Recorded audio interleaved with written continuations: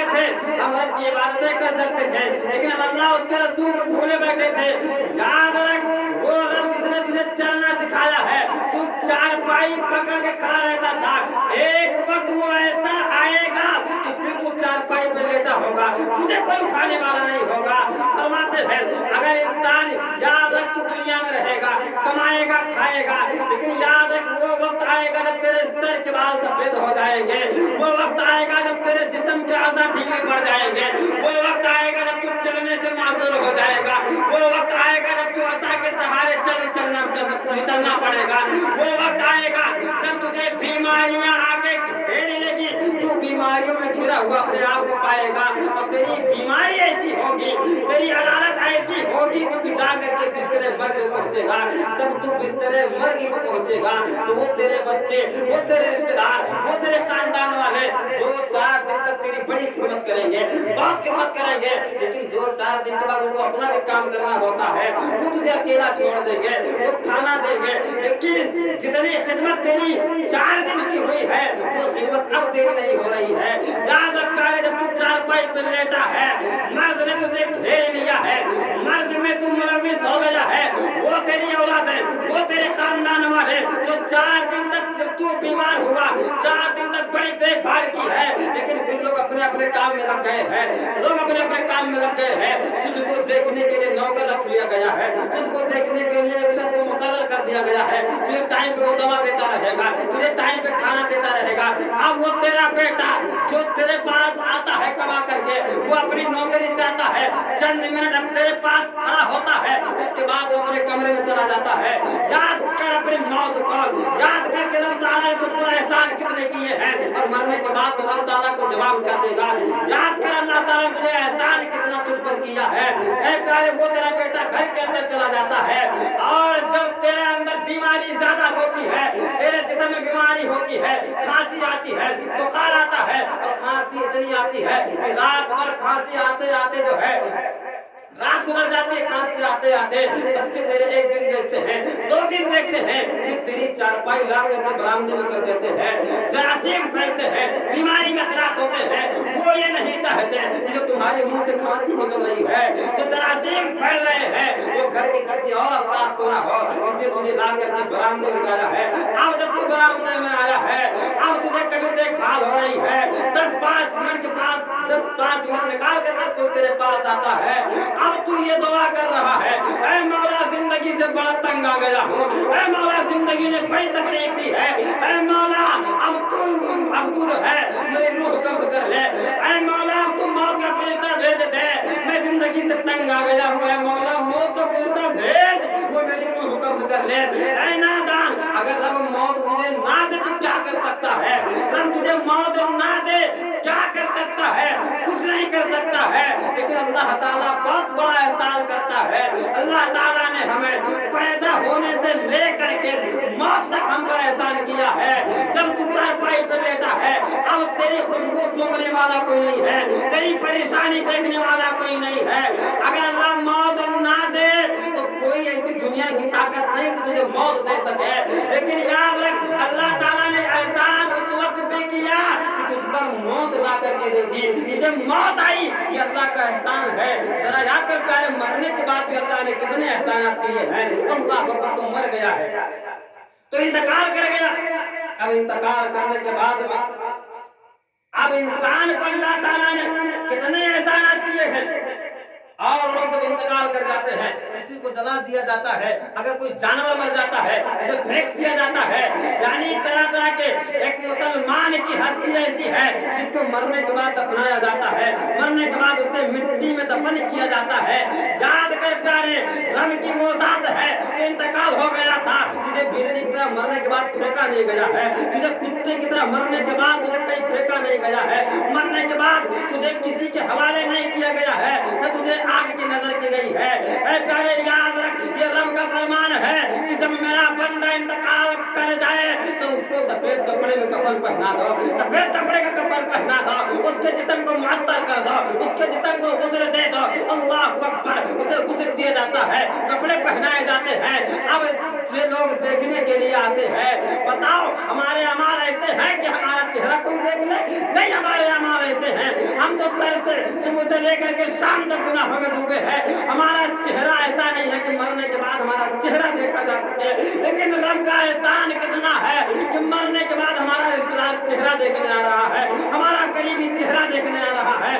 یعنی جس سے ہم ریلیٹڈ ہیں وہ ہمارا چہرہ دیکھنے آتا گئی. اللہ کا احسان ہے, ورنہ ہمارے اعمال تو ایسے کہ ہم چہرہ دکھانے کے لائق نہیں ہے.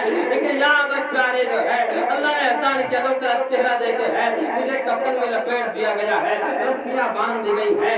جب لوگ جنازہ لے کے چلے ہیں, رب نے بڑا احترام فرمایا ہے. رب نے فرمایا ہے لوگوں اسے تیز لے کے نہ چلنا, کوئی اکیلا لے کے نہ چلے, 4 لوگ اسے اٹھاؤ, یہ میرا بندہ ہے. رب نے کتنا احسان کیا ہے ہم پہ اور آپ پہ. رب نے فرمایا یہ میرا بندہ ہے, اسے اکیلے نہ اٹھاؤ, اسے 4 لوگ مل کے اٹھاؤ اور آہستہ چلاؤ, کاندھا بدلتے رہو, یہ اسی لیے کہ میرے بندے کو تکلیف نہ ہو. یاد کر پیارے, رب نے اتنا احسان تجھ پہ کیا ہے. جب تیرا جنازہ جا رہا ہو, اگر کوئی مکے کا امام ہو اور وہ تیرے جنازے میں ہو تو تیرا جنازہ آگے رہے گا اور مکے کا امام پیچھے رہے گا. یاد کر پیارے, اللہ تعالیٰ نے کتنے احسانات کیے ہیں. دنیا کا کوئی ولی ہو, کوئی بھی تیرے جنازے میں آئے, تیرا جنازہ آگے ہوتا ہے, وہ اللہ کا ولی تیرے جنازے کے پیچھے ہوتا ہے. کتنا احسان اللہ تعالیٰ نے کیا ہے. یاد کر پیارے, جب تجھے لوگ لے جاتے ہیں قبر, رب نے ارشاد فرمایا کہ میرے بندے کو ایسے مت دیکھو, میرے بندے کو کسی جگہ مت ڈالو, میرے بندے کے لیے اس کا ایک گھر بناؤ, مٹی کھودو, اس کے لیے گھر بناؤ, اور میرے بندے میں جو ہے خوشبو معطر کر دو, میرے بندے کو عطر لگا دو, خوشبو میں ڈبو کر کے میرے بندے کو زمین میں دفنا دو. لوگ دفن کرتے ہیں, پھر بھی اللہ نے احسان فرمایا ہے. اللہ نے احسان فرمایا, یہ حکم دے دیا کہ اے لوگوں, جب میرا بندہ انتقال کر جائے, جب تم اسے لے کر کے قبر پر جاؤ, تم مٹی دے دو. مٹی دینے کے بعد میں تم اتنی دیر وہاں کھڑے رہو جتنی دیر میں اونٹ کو ذبح کیا جائے. اونٹ ذبح کیا جائے, اس کی کھال ادھیڑی جائے, اس کا گوشت کاٹا جائے, اور کاٹنے کے بعد تقسیم کیا جائے, اتنی دیر تک تم اس کے قبر پر کھڑے رہو اور کھڑے ہو کر کے میرے بندے کے لیے دعائیں مغفرت کرو. سبحان اللہ. بے شک کتنا احسان, کتنے احسانات اللہ تعالیٰ کے ہمارے اوپر. جب سے ہم پیدا ہوئے موت تک اللہ تعالیٰ نے ہم پر اور آپ پر احسان فرمایا. لیکن ہماری زندگی کیا ہے؟ آج اللہ نے ہمیں چند دولتیں دی ہیں, چند مکانات ہمارے ہو گئے, چند پیسے میں کما لیے, ہم بھول گئے, ہم غرور میں آ گئے, تکبر میں آ گئے. رب نے ارشاد فرمایا, انسان تجھے مرنا ہے, اے انسان تجھے موت آنی ہے, اپنی آخرت کی فکر کر لے, تجھے موت آنی ہے. اگر تجھ کو اللہ نے دولت دی ہے تو اس کا بیجا استعمال نہ کرنا. اگر اللہ نے تجھے کچھ عنایت کیا ہے, تجھے کچھ دیا ہے, تو بڑا آدمی ہے, تو اللہ نے تجھے دیا ہے, اور دینے کے بعد تیرے اندر اگر غرور آ گیا ہے, تیرے اندر گھمنڈ آ گیا, تو یاد رکھ, جو رب دینا جانتا ہے وہ رب لینا بھی جانتا ہے. سبحان اللہ. جو رب تجھے عطا کرے گا, دے گا, وہ لینا بھی جانتا ہے.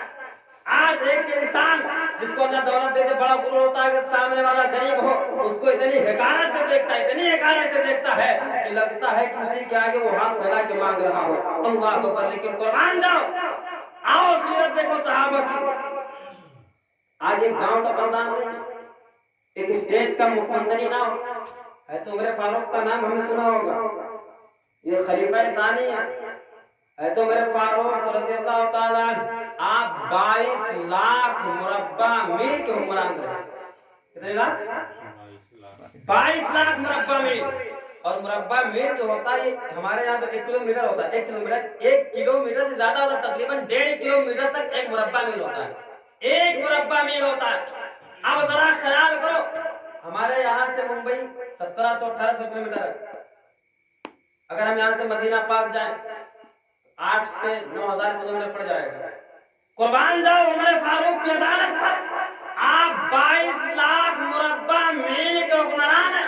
اللہ نے حاکم بنایا ہے. آج ہم اور آپ, ہمارے اور آپ کے حکمران ہیں. ہمارے گاؤں کا پردان جس کو ہم لوگ چن لیتے ہیں. یاد رکھو, طرح طرح کے ظلم کرنے والوں, اگر اللہ نے تمہیں حکمرانی دی ہے, اللہ نے تمہیں دولت دی ہے, اللہ نے تمہیں قوم میں اس طریقے سے بنایا کہ تم فیصلے کر سکو, تو حق فیصلے کرو. قربان جاؤ عمر کی عدالت پر 22 لاکھ مربع میل کا حکمران ہے, لیکن اس کے کرتے پہ 17 پیبند لگے ہوئے ہیں.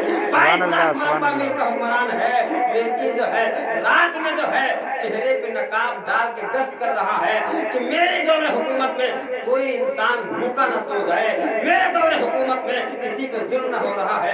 تو عمر فاروق رضی اللہ تعالیٰ آپ ایک مرتبہ رات سے گزر رہے تھے، ایک دیہاتی دیہات کا رہنے والا وہ مدینہ گیا، لیکن جب وہ مدینہ پہنچا تو شام ہو گئی، تو مدینے کے باہر اس نے اپنا بسیرا بنا لیا، رہنے سوچا کہ آج کی رات یہی گزار لیتے ہیں، جب صبح ہوگی تو عمر فاروق کی بارگاہ میں جائیں گے۔ وہ آئے تو عمر فاروق کی بارگاہ میں، اس کے ساتھ میں اس کی اہلیہ آئی۔ اللہ اکبر، وہ لوگ یہ سوچ کر کے رات میں ٹھہر گئے کہ رات پر یہی گزرے گی، ہم جب صبح ہوگی تب امیر المومنین کی بارگاہ میں جائیں گے۔ اب جب رات کا وقت ہوا ہے تو عمر فاروق رضی اللہ تعالیٰ عنہ آپ گشت پہ ہیں، ساتھ میں غلام ہے، چہرے پہ نقاب ہے۔ جب چہرے پہ نقاب ڈال کے عمر کو پہنچے ہیں، آپ جب گشت فرما رہے ہیں، دیکھا کہ تھوڑی دور پر آگ جل رہی ہے۔ آگ جلتا جب آپ نے دیکھا، غلام سے فرمایا کہ جاؤ دیکھو یہ آگ جل کیوں رہی ہے، آگے جلنے کی وجہ کیا ہے؟ جب غلام گیا ہے، دیکھا کہ ایک نوجوان بیٹھا ہے، ایک دیہاتی بیٹھا ہے۔ وہ غلام جا کر کے پوچھا، اے مسافر بتاؤ تم کون ہو، کہاں آئے ہو، کس لیے آئے ہو؟ اس نے بتانے سے انکار کر دیا، کہا تمہیں اس سے کوئی غرض نہیں ہے، میں تمہیں نہیں بتاؤں گا۔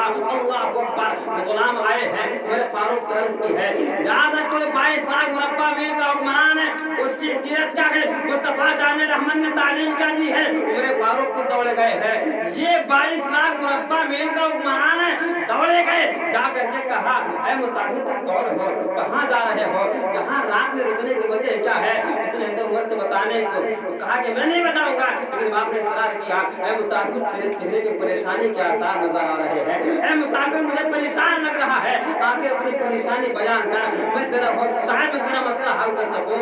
پھر اس نے کہا تھا کہ پوچھنے والے، میں ایک دیہاتی آدمی ہوں، میں امیر المومنین عمر فاروق سے ملنے آیا تھا، رات ہو گئی ہے، میں نے سوچا رات یہی گزار لیں اور رات یہی گزاریں گے، ویڈیو بنائیں گے، امیر المومنین کی بارگاہ میں جائیں گے۔ تو عمر فاروق فرماتے ہیں کہ کیا رونے کی آواز آ رہی ہے، کہ بیوی ساتھ میں آئی ہے، کہا اے پوچھنے والے، یہ میری بیوی ہے، یہ حمل سے گئے، اب بچہ پیدا ہونے کا وقت ہے، کوئی دایا نہیں ہے۔ اللہ اکبر، تو عمر فاروق فرماتے ہیں تو تھوڑا ٹھہر جا، رک جا، میں ابھی آتا ہوں۔ آپ دوڑے گھر گئے ہیں، جا کر کے اپنی اہلیہ سے فرمایا تھا، اے میری اہلیہ، یہ بتاؤ کہ اگر اللہ تعالیٰ تمہیں کوئی ثواب کا کام دے دے، کوئی نیکی اگر تمہیں مل جائے اور سب سے بڑی نیکی مل جائے، تو کیا وہ نیکی تم کرو گی، کیا وہ نیکی تم حاصل کرو گی؟ آپ کی اہلیہ نے فرمایا میں بالکل حاصل کروں گی۔ تو میرے فاروق رضی اللہ تعالیٰ عنہ فرماتے ہیں پھر ایک کام کرو، کچھ کھانے کے سامان لے لو، کچھ اسباب لے لو، گھی لے لو اور چلو میرے ساتھ چلو، تم ثواب کمانی ہے۔